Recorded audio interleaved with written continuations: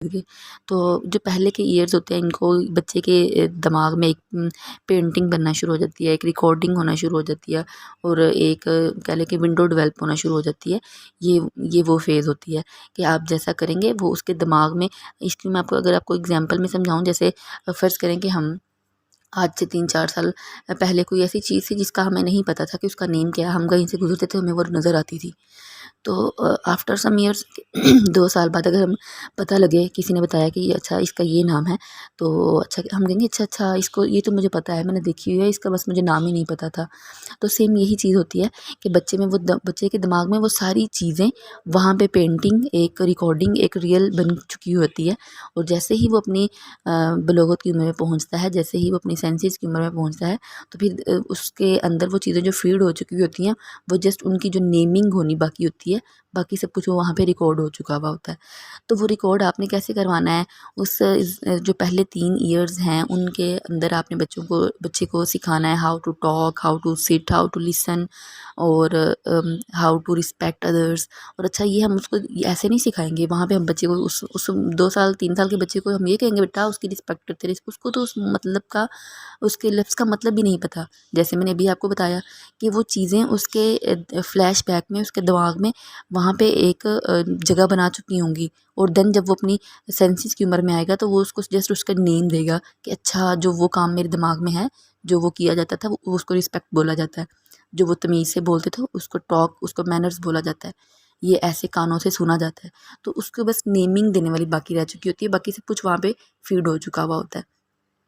तो जो पहले 3 इयर्स हैं ये बहुत ही फॉर्मेटिव होते हैं। आपने बच्चे को जितनी भी इन्फॉर्मेशन है आपकी, उसके बच्चे की रैम और रोम और जो भी है वो सब कुछ वहाँ पे फिट हो जाता है। अब देखिए ना, जैसे आपको एग्जांपल से समझाऊँ कि अब बच्चे को नहीं पता कि ईवल और बैड क्या है, बैड क्या है, गुड क्या है, ये सारी चीज़ें उसको नहीं पता। तो ये कैसे पता चलेंगी? हमारे जेस्चर से।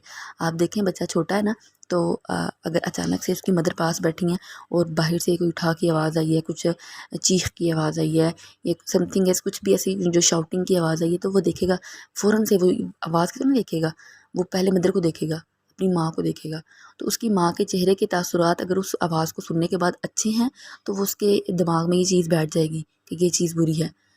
और अगर उसके तासुरात बुरे हैं, तो वो उस नागवार हैं, तो वो उसके दिमाग में बिल्कुल वैसे ही बैठ जाएँगे।